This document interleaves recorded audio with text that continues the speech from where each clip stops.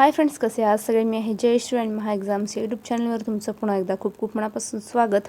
तर फ्रेंड्स, आज आपण TET आणि CET या परीक्षेसाठी उपयुक्त असलेले बांडुरा यांच्या सामाजिक अध्ययन सिद्धांतावरील 100पेक्षा जास्त प्रश्न उत्तरांचा अभ्यास करणार आहोत.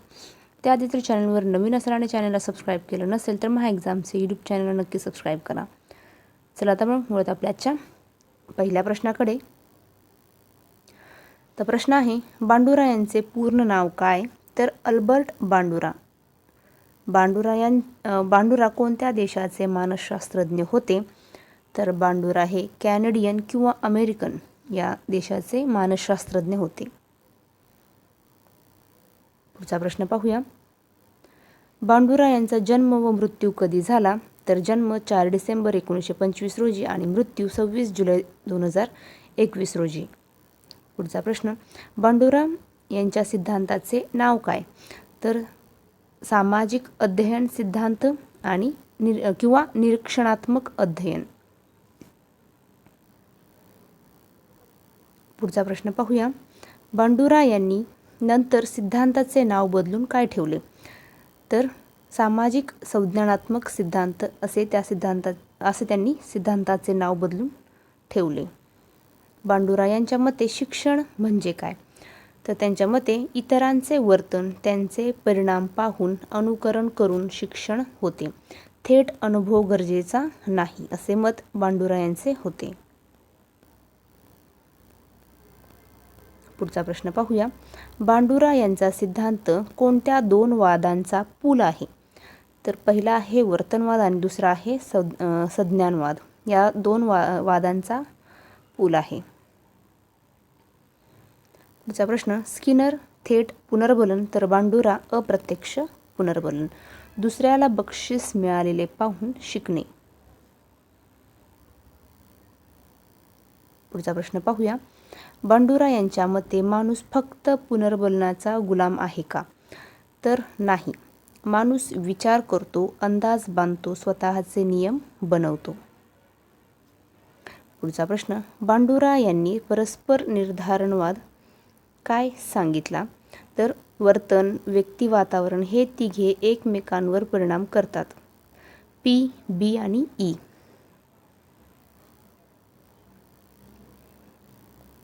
पुढचा प्रश्न पाहूया. परस्पर निर्धारणवादात PBE म्हणजे काय? तर P म्हणजे पर्सन व्यक्ती संज्ञान, B म्हणजे बिहेवियर वर्तन आणि E म्हणजे इन्व्हायरमेंट वातावरण. पुढचा प्रश्न, बांडुरा यांच्या मते मॉडेल म्हणजे काय? तर उत्तर आहे, ज्याच्या वर्तनाचे निरीक्षण करून शिकतो ती व्यक्ती, आई, शिक्षक, हिरो, मित्र इत्यादी. पुढचा प्रश्न, बांडुरा यांच्या मते अनुकरण म्हणजे काय? तर मॉडेलचे वर्तन पाहून तसेच वर्तन करणे. पुढचा प्रश्न, बांडुरा यांचा प्रसिद्ध प्रयोग कोणता? तर बोबो बाहुली प्रयोग 1961 मध्ये त्यांनी हा प्रयोग केला आणि तो प्रसिद्ध प्रयोग आहे. पुढचा प्रश्न, बोबो यांच्या प्रयोगात मुले कोणाला पाहत होती? तर मोठी माणसे म्हणजे मॉडेल बोबो बाहुलीला मारत होती, शिव्या देत होती, हातोड्याने मारत होती. पुढचा प्रश्न, बोबो बाहुली प्रयोगातून काय सिद्ध झाले? तर मुले आक्रमकता पाहून शिकतात व नंतर तसेच वर्तन करतात, प्रत्यक्ष बक्षीस नसताना. पुढचा प्रश्न, बोबो बाहुली प्रयोगाचे 3 गट कोणते? तर पहिला गट आहे मॉडेलला बक्षीस मिळाले, दुसरा गट आहे मॉडेलला शिक्षा मिळाली, काहीच परिणाम नाही, आणि नंतर सर्व मुलांना बोबो जवळ सोडले, हा तिसरा गट. पुढचा प्रश्न, कोणत्या गटातील मुलांनी जास्त आक्रमकता दाखवली? तर मॉडेलला बक्षीस मिळाले व क्रमांक 3 ला म्हणजेच सर्व मुलांना बोबो जवळ सोडले, काहीच परिणाम नाही, शिक्षा पाहिलेल्या गटाने कमी आक्रमकता दाखवली. पुढचा प्रश्न, अप्रत्यक्ष पुनर्बलन म्हणजे काय? तर मॉडेलला बक्षीस किंवा शिक्षा मिळताना पाहून स्वतःचे वर्तन बदलणे म्हणजे अप्रत्यक्ष पुनर्बलन होय. पुढचा प्रश्न, अप्रत्यक्ष शिक्षा म्हणजे काय? तर मॉडेलला शिक्षा होताना पाहून ते वर्तन न करणे म्हणजे अप्रत्यक्ष शिक्षा होय. पुढचा प्रश्न पाहूया. बंडुरा यांच्या मते अध्ययनाला पुनर्बलन लागते का? तर सादरीकरणाला लागते, शिकण्याला नाही. पाहू शकतो पण बक्षीस मिळाले तरच करून दाखवतो. पुढचा प्रश्न, शिकणे व करणे यात फरक आहे का? तर हो, हा बंडुरा यांचा महत्त्वाचा मुद्दा आहे. पुढचा प्रश्न, बंडुरा यांचा सिद्धांत कोणत्या वादात मोडतो? तर नववर्तनवाद व संज्ञानात्मक. पुढचा प्रश्न, बंडुरा यांच्या मते प्रतिकात्मक प्रतिमान कसे होते? तर TV, चित्रपट, पुस्तक, सोशल मीडिया यातून ही मॉडेलिंग होते. प्रत्यक्ष माणूस लागतोच असे नाही. पुढचा प्रश्न, मौखिक सूचनाने शिकणे हे कशात मोडते? तर सामाजिक अध्ययनात सांगून शिकणे. सामाजिक अध्ययनात सांगून शिकवणे. बंडुरा यांनी निरीक्षणात्मक अध्ययनाच्या किती पायऱ्या सांगितल्या? तर 4 पायऱ्या किंवा आपण त्याला 4 प्रक्रिया असे म्हणू शकतो. तर पहिली पायरी कोणती? तर लक्ष देणे. मॉडेलकडे लक्ष दिले तरच शिकेल, लक्ष न दिल्यास शिकणार नाही. पुढचा प्रश्न, लक्ष कशावर अवलंबून असते? तर 3 प्रकार सांगितलेले आहेत. मॉडेलचे गुण म्हणजेच आकर्षक, प्रतिष्ठा आणि प्रतिष्ठासारख्या. दुसरा आहे निरीक्षणाचे गुण जसे की गरज, आवड. तिसरा आहे उद्दीपकाची वैशिष्ट्ये म्हणजेच स्पष्ट, वेगळे. अशा 3 गोष्टींवर अवलंबून असते. पुढचा प्रश्न पाहूया. TV वरील जाहिरातीतील हिरोचे अनुकरण का होते? उत्तर आहे कारण हिरो आकर्षक, प्रतिष्ठित असतो, लक्ष वेधले जाते. पुढचा प्रश्न, दुसरी पायरी कोणती? तर दुसरी पायरी आहे धारणा किंवा आपण त्याला स्मृतीत ठेवणे असे म्हणू शकतो. पाहिलेले वर्तन स्मृतीत सांकेतिक रूपात साठवणे, शब्दात किंवा चित्रात. धारणा कशामुळे चांगली होते? तर मानसिक सराव, सांकेतिक संघटनामुळे धारणा चांगली होते. पुढचा प्रश्न, तिसरी पायरी कोणती? तर कृतीत रूपांतर ही तिसरी पायरी आहे. स्मृतीतील माहितीचे प्रत्यक्ष कृतीत रूपांतर करण्याची शारीरिक क्षमता असणे. पुढचा प्रश्न, 3 वर्षाच्या मुलाला विमान उडवताना पाहिले तरी तो उडू शकत नाही का? उत्तर, कृतीत रूपांतर क्षमता नाही, शारीरिक विकास कमी. पुढचा प्रश्न, चौथी पायरी कोणती? तर प्रेरणा ही चौथी पायरी आहे. शिकले तरी करून दाखवायची इच्छा हवी, ती पुनर्बलनावर अवलंबून असते. चौथी पायरी प्रेरणा आहे. पुढचा प्रश्न, प्रेरणेचे 3 प्रकार कोणते? पहिला आहे प्रत्यक्ष पुनर्बलन, दुसरा आहे अप्रत्यक्ष पुनर्बलन आणि तिसरा आहे स्वपुनर्बलन. असे एकूण प्रेरणेचे 3 प्रकार आहे. स्वपुनर्बलन म्हणजे काय? तर स्वतःचे ध्येय गाठल्यावर स्वतःला बरे वाटणे, स्वतःची पाठ थोपटणे म्हणजेच स्वपुनर्बलन होय. पुढचा प्रश्न, 4 पायऱ्या कोणत्या? तर लक्ष, धारणा, कृती आणि प्रेरणा या 4 पायऱ्या आहेत. पुढचा प्रश्न, कोणती पायरी नसेल तर अनुकरण होणार नाही? तर 4ही हव्यात. एक जरी नसेल तर अनुकरण होणार नाही. पुढचा प्रश्न पाहूया. वर्गात शिक्षक फळ्यावर लिहितात पण मुले बघतच नाही, कोणती पायरी चुकली? तर लक्ष ही पायरी चुकली. पुढचा प्रश्न, मुलाने TV वर स्टंट पाहिला पण लक्षात राहिला नाही, कोणती पायरी चुकली? तर धारणा. पुढचा प्रश्न, मुलाला स्टेप्स पाठ आहेत पण पाय चालत नाही तर कोणती पायरी चुकली? तर कृती, शारीरिक क्षमता नाही. पुढचा प्रश्न, सर्व जमते पण मार बसू नये म्हणून करत नाही, कोणती पायरी चुकली? प्रेरणा, अप्रत्यक्ष शिक्षा पाहिली. पुढचा प्रश्न, बंडुरा यांच्या मते ध्यान कशामुळे वाढते? तर मॉडेल आपल्यासारखा असेल, प्रतिष्ठित असेल, बक्षीस मिळत असेल तर ध्यान वाढते. बंडुरा यांच्या मते धारणा कशामुळे वाढते? तर मानसिक तालिमेने सांकेतिक रूपांतर करून सराव करून, यामुळे धारणा वाढते. पुढचा प्रश्न, बंडुरा यांच्या मते कृती कशामुळे सुधारते? तर उत्तर आहे शारीरिक सरावाने आणि अभिप्राय घेऊन कृती सुधारते. पुढचा प्रश्न, बंडुरा यांच्या मते प्रेरणा कशामुळे मिळते? तर बक्षिसाची अपेक्षा, स्वतःचे मानक, स्वतःची कार्यक्षमता यामुळे प्रेरणा वाढते.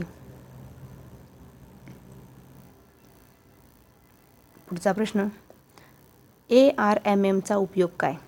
तर आपण प्रथम ARMMचा फुल फॉर्म पाहूया. तर A म्हणजे अटेन्शन, R म्हणजे रिटेन्शन, M म्हणजे मोटो रिप्रोडक्शन आणि M म्हणजे मोटिवेशन.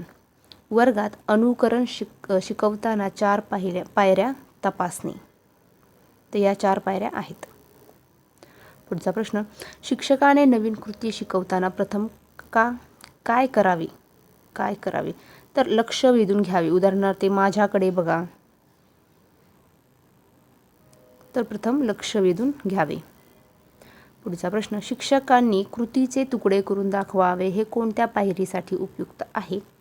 ही कोणती पायरी आहे? तर धारणा ही पायरी आहे. सांकेतिकरण सोपे होते. पुढचा प्रश्न, मुलांना सराव करून द्यावा हे कोणत्या पायरीसाठी? तर कृतीसाठी. पुढचा प्रश्न, स्वकार्यक्षमता म्हणजे काय? तर मी हे काम करू शकतो हा स्वतःबद्दलचा विश्वास. बंडुरा यांची महत्त्वाची ही संकल्पना आहे. पुढचा प्रश्न, स्वकार्यक्षमता जास्त असेल तर काय होते? तर अवघड काम स्वीकारतो, चिकाटी दाखवतो, अपयशाने खचत नाही. पुढचा प्रश्न, स्वकार्यक्षमता कमी असेल तर काय होते? तर कमी असेल तर अवघड काम टाळतो, लवकर हार मानतो, चिंता करतो. स्वकार्यक्षमता कशामुळे वाढते? 4 स्रोत सांगा. तर यशस्वी अनुभव, अप्रत्यक्ष अनुभव, मौखिक प्रेरणा आणि शारीरिक स्थिती यांमुळे स्वकार्यक्षमता वाढते. पुढचा प्रश्न, यशस्वी अनुभव सर्वात प्रभावी का? कारण मी स्वतः केले हा प्रत्यक्ष पुरावा असतो, म्हणून यशस्वी अनुभव सर्वात प्रभावी आहे. पुढचा प्रश्न, त्याला जमले मग मला पण जमेल हे कोणत्या स्रोताचे उदाहरण आहे? तर अप्रत्यक्ष अनुभवाचे उदाहरण आहे.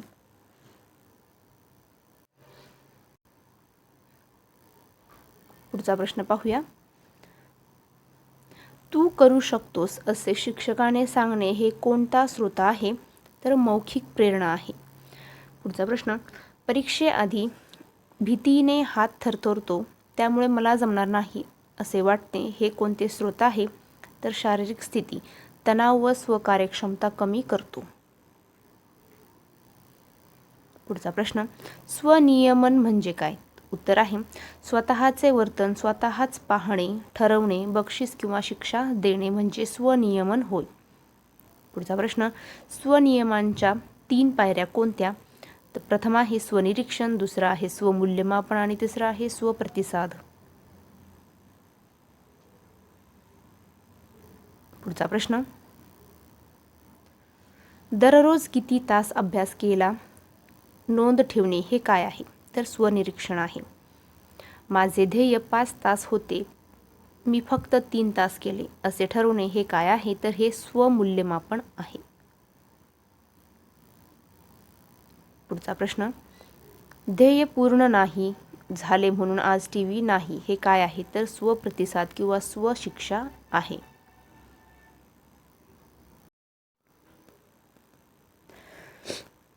पुढचा प्रश्न पाहूया. बंडुरा यांच्या मते माणूस एजंट आहे का? माणूस एजंट आहे का? तर उत्तर आहे, माणूस परिस्थितीचा गुलाम नाही, स्वतः तो विचार करून योजना करून वातावरण बदलू शकतो. पुढचा प्रश्न, मानवी एजन्सीची 4 वैशिष्ट्ये कोणती? तर पहिला आहे हेतुपूर्णता, दुसरा आहे दूरदृष्टी, तिसरा आहे स्वप्रतिसाद आणि चौथा आहे स्वपरावर्तन. असे एकूण 4 वैशिष्ट्ये. पुढचा प्रश्न पाहूया. बंडुरा यांच्या मते नैतिक वर्तन कसे शिकतो? उत्तर आहे निरीक्षणाने. कसे? उदाहरणार्थ मॉडेलला खोटे बोलून शिक्षा झाली तर आपण खरे बोलतो. पुढचा प्रश्न, नैतिक विलगीकरण म्हणजे काय? तर उत्तर आहे वाईट वर्तनाचे समर्थन करणारी विचार पद्धती सगळेच करतात. पुढचा प्रश्न पाहूया. बंडुरा यांनी आक्रमकता कशी समजावली? उत्तर, बोबो बाहुली प्रयोग करून. मुले टीव्ही, पालक, मित्र यांच्याकडून आक्रमकता शिकतात. पुढचा प्रश्न, टीव्हीवरील हिंसाचार मुलांवर परिणाम करतो का? तर उत्तर आहे होय, परिणाम करतो. बंडुरा यांच्या मते अप्रत्यक्ष अध्ययन व अप्रत्यक्ष पुनर्बलनाने आक्रमकता वाढते. पुढचा प्रश्न पाहूया. बंडुरा यांच्या मते लिंग भूमिका कशी शिकतो? तर उत्तर आहे आई वडील, समाज यांचे निरीक्षण करून मुले रडत नाहीत. यांचे निरीक्षण करून लिंग भूमिका शिकतो. उदाहरणार्थ मुले रडत नाही हे ऐकून. पुढचा प्रश्न, बंडुरा यांच्या मते भीती कशी लागते? तर उत्तर आहे प्रत्यक्ष अनुभव, अप्रत्यक्ष अनुभव. दुसऱ्याला घाबरवताना पाहून मौखिक सूचना, बागुलबुवा येईल इत्यादीमुळे भीती लागते. पुढचा प्रश्न पाहूया. बंडुरा यांच्या मते भीती कशी घालवावी? उत्तर आहे सहभागी प्रतिमानाने भीती घालवावी. पुढचा प्रश्न, सहभागी प्रतिमानाचे उदाहरण द्या. तो उदाहरण आहे, सापाची भीती घालवायची असेल तर आधी थेरपिस्ट सापाला हात लावतो, मग पेशंटला हात धरून लावतो, मग पेशंट स्वतः हात लावतो. यामुळे भीती घालवली जाते. पुढचा प्रश्न, बंडुरा यांच्या सिद्धांताचा वर्गात उपयोग कसा होतो? तर शिक्षकांनी आदर्श वर्तन ठेवावे, चांगल्या मुलांचे कौतुक सर्वांसमोर करावे, गटकार्य द्यावे, टीव्ही व्हिडिओचा वापर करावा. यामुळे बंडुरा यांच्या सिद्धांताचा उपयोग वर्गात होतो. पुढचा प्रश्न, गटात हुशार मुलाला बक्षीस दिले तर इतर मुले शिकतात का? तर होय, हे अप्रत्यक्ष पुनर्बलनाचे उदाहरण आहे. पुढचा प्रश्न पाहूया. बंडुरा यांच्या मते सवय कशी लागते? तर उत्तर आहे मॉडेलचे निरीक्षण व पुनर्बलन करून. उदाहरणार्थ व्यसनी मित्र पाहून व्यसन लागते. पुढचा प्रश्न, बंडुरा यांच्या मते सृजनशीलता कशी वाढवावी? तर उत्तर आहे वेगवेगळ्या मॉडेल दाखवावे, नवनवीन प्रयोग करणाऱ्याचे कौतुक करून सृजनशीलता वाढवावी. तर फ्रेंड्स, थांबूया इथेच, भेटूया पुढच्या व्हिडिओमध्ये. जय हिंद.